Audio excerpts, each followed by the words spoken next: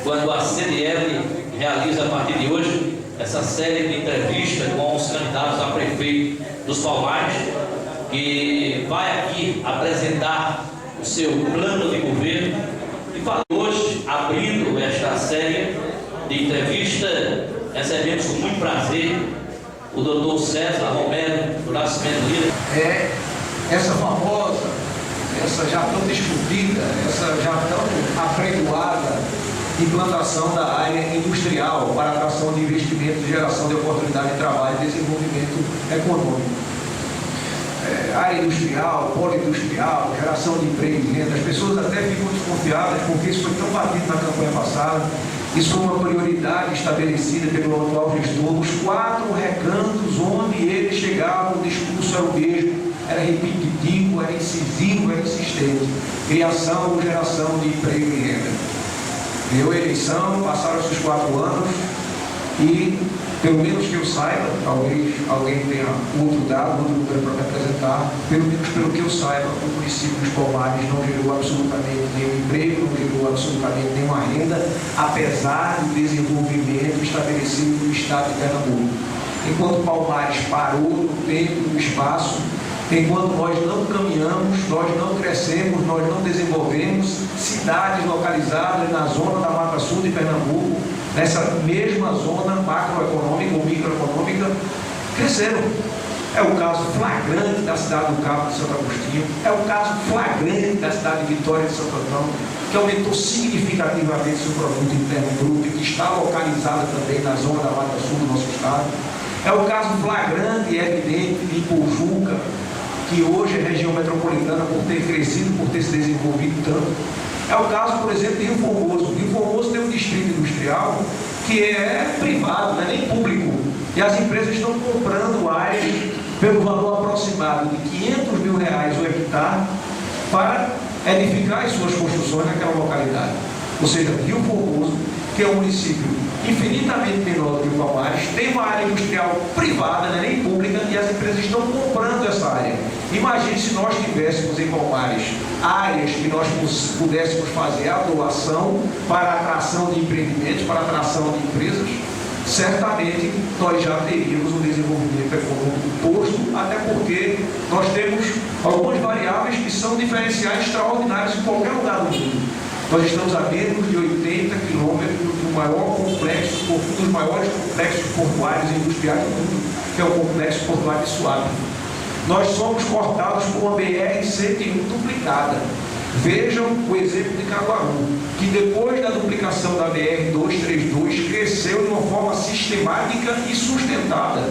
Tanto que recentemente Caruaru vai receber uma fábrica de caminhões da China no valor de aproximadamente, no investimento de aproximadamente R$1 bilhão. Isso sem contar que Caruaru já exauriu, já terminou 2 distritos industriais. Essa é uma terceira etapa. E observem que Caruaru é uma cidade que fica mais distante do porto de Suape, é uma cidade que não tem as condições que nosso município tem, por exemplo, uma dificuldade grande em relação à água no município de Caruaru, uma seca grande, até geograficamente, quando nós chegamos em Caruaru, vemos que é tudo seco, com muita pedra, e apesar dessas dificuldades, apesar dessas adversidades, o município conseguiu se erguer. Mas não é só o caso de Caruaru. Nós temos Petrolina, por exemplo, que é uma cidade localizada dentro do sertão, uma cidade seca, que teoricamente seria uma cidade, a princípio, condenada a não crescer, a não desenvolver, a não evoluir, mas que por conta de políticas públicas eficientes, por conta de investimentos adequados, conseguiu crescer e hoje exporta o seu produto para o exterior.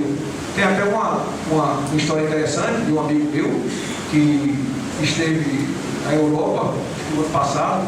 Ele estava me contando que entrou no supermercado lá em Paris, na França, e quando chegou lá tinha uma manga monstruosa, grandona lá.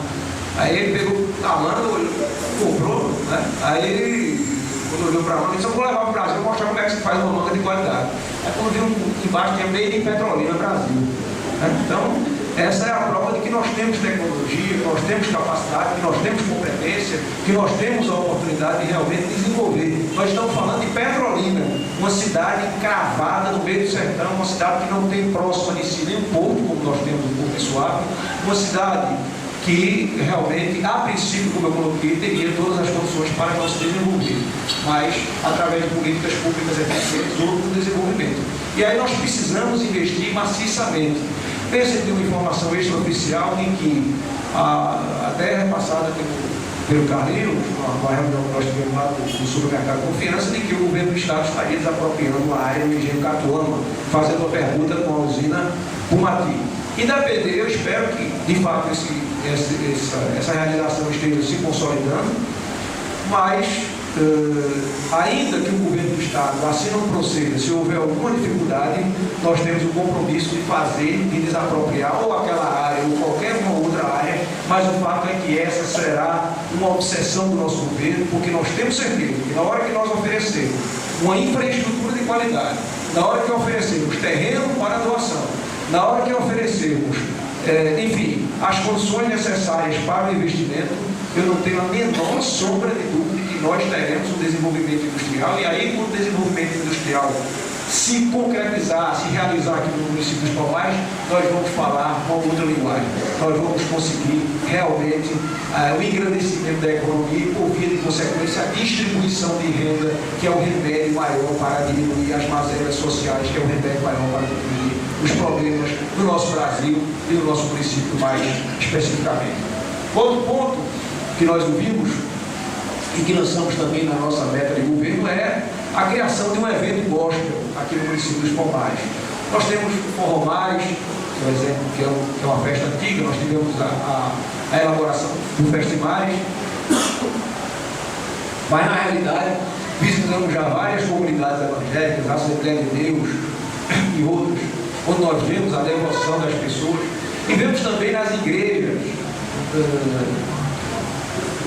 igrejas evangélicas, eu vou ressaltar especialmente, pessoas extremamente talentosas. Nós temos a Elaine dos Anjos, que é aqui do Palmares, que é uma menina altamente competente nessa área, e nós sempre ouvimos, e eu não vou nem citar mais, porque eu pecaria por omissão diante de tantos talentos, de tanta gente de qualidade.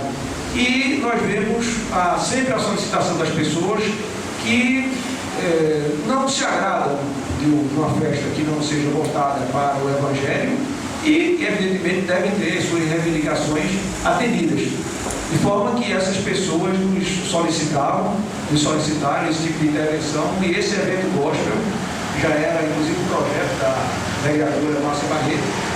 Nós vamos implementá-lo de uma forma concreta, tanto para os evangélicos quanto para os católicos. Eu acho que a difusão da religião é uma coisa bastante importante, principalmente porque nós vivemos numa sociedade onde as drogas imperam, nós vivemos numa sociedade em que o desemprego e esses conflitos sociais característicos das dificuldades econômicas, esses conflitos se acentuam de uma forma muito intensa, e sem a menor sombra de dúvida, as igrejas, as religiões diminuem o potencial de agressividade, diminuem a quantidade de drogados e executam um trabalho social extremamente positivo, extremamente harmonioso, de maneira que nós vamos implementar sim essa festa gospel, vamos separar uma época no calendário para que possamos incentivar a difusão das religiões, da palavra de Deus, da palavra de Jesus Cristo, que afinal de contas é uma palavra de justiça, uma palavra de verdade, uma palavra de paz.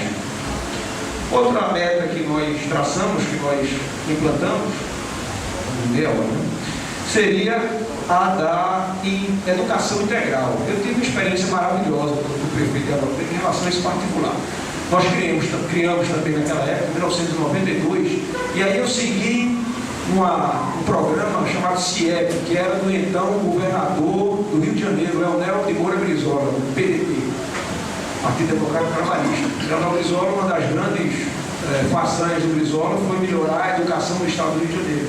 Ele achava, e creio eu que ele estava correto, ele foi um grande brasileiro, foi um brasileiro que sempre demonstrou uma resistência muito patriótica, que sempre lutou pelas causas sociais, e ele tinha como bandeira, como ainda hoje tem no PDT o senador Gustavo Clark, que é a educação. Inclusive existe uma frase famosa de um filósofo que diz: eduquem-se as crianças e não será necessário castigá-los. Tem outro escritor, um dos meus escritores prediletos, que é o Vitor Hugo, que tem algumas obras monumentais, como um romance intitulado Os Miseráveis, o Corpo de Notre Dame, inclusive, que se transformou em filme. E Vitor Hugo dizia: todas as vezes que você abre as portas de uma sala de aula, você fecha as portas de uma cadeia. Então é importante que nós tenhamos a educação como uma prioridade absoluta, e a educação integral é fundamental. Por quê? Porque lá em Água Preta, voltando à tese do Brizola, nós tínhamos as crianças que entravam na escola cedinho, às 7 da manhã, recebiam já de antemão o café da manhã, porque o que acontecia muitas vezes é que as crianças chegavam e não conseguiam aprender simplesmente pelo fato básico e essencial de que elas estavam famintas. E a pessoa, sem uma nutrição adequada, sem uma nutrição compatível com a sua necessidade, não vai aprender nada em situação nenhuma, em circunstância nenhuma, especialmente a criança. Então nós investimos naquela época, a criança chegava, recebia a primeira alimentação, depois assistia a aula, em seguida tinha o almoço, depois do almoço descansavam, faziam atividades recreativas, esporte, música, aula de reforço, e no finalzinho da tarde tomavam banho e voltavam para casa alimentados. E a gente detectava naquela época que boa parte das escolas, boa parte das instituições de ensino, em boa parte delas, os meninos chegavam à quarta série, à quinta série, não sabiam nem ler. Eram quase que analfabetos funcionais, como veio se estabelecer no futuro essa nomenclatura. E essas crianças, justamente essas crianças do CEAPA, que é o Centro Educacional Apatricano, que nós criamos, da educação integral, elas, eu me lembro da festa de formatura, me lembro como se fosse hoje, isso creio eu que em 1994, hoje essas crianças já devem ser adultos, e as crianças, todas elas, aquelas turmas que nós formávamos, todas elas sabiam ler com precisão e faziam as 4 operações da matemática com exatidão. E para mim realmente foi um orgulho, foi um prazer, uma satisfação. E a prova cabal, a prova elementar, a prova básica de quando nós investimos em educação, as pessoas realmente aprendem, as pessoas realmente se instruem, as pessoas realmente tomam consciência dos fatos e das realidades, e a consciência dos fatos e das realidades é a coisa que é capaz de efetivamente, concretamente transformar uma sociedade. Portanto, o investimento na área educacional é fundamental por conta disso. Ainda na área da educação, nós temos aqui por meta também a reforma da estrutura física das escolas da rede municipal, porque é impossível você dar uma aula num ambiente que não seja adequado para aquela aula. Eu me recordo que foi feita uma denúncia da então vereadora Márcia Barreto com a vereadora Luciana Miranda. Inclusive essa denúncia foi lá para a Rádio 9 km, nós fizemos, que crianças aqui no município se formaram de determinado jeito, eu não sei precisamente qual, mas eu posso aferir a posteriori, as crianças estavam recebendo aula no estábulo, no estábulo abandonado. Então não é absoluto. Engenho São João da Prata, obrigado, cara. Engenho São João da Prata. Quer dizer, isso para mim é uma ação, é um crime contra a responsabilidade da coisa pública, é um crime contra a infância, contra a adolescência.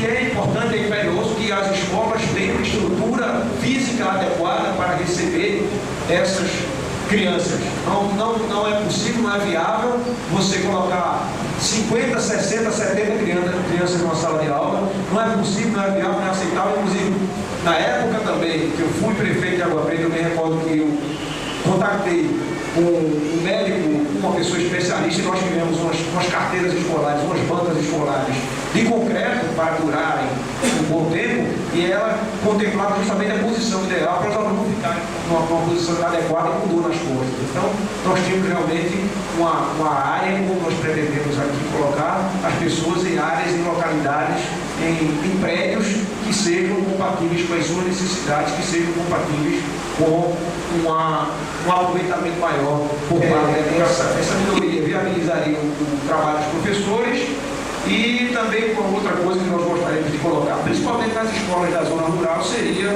a implantação, a instalação de bibliotecas multimídias forçadas de informática, para que as crianças do engenho, para que as crianças do campo possam ter acesso a essa tecnologia que hoje faz parte do mundo. Hoje existem 2 categorias de analfabetos: os analfabetos que não sabem ler, os analfabetos que não sabem o que é o computador, os analfabetos da área da informática. E talvez os segundos sejam mais, a segunda situação seja mais grave até do que a primeira. Imagine a situação, a cabeça de uma criança que ouve tanto falar na internet, que ouve tanto falar em Facebook e que não consegue se conectar por conta da ausência de um instrumento que poderia viabilizar. Então a Prefeitura pode perfeitamente investir nessas salas. A hora de votar é um momento em que a opinião de todo mundo vale exatamente a mesma coisa.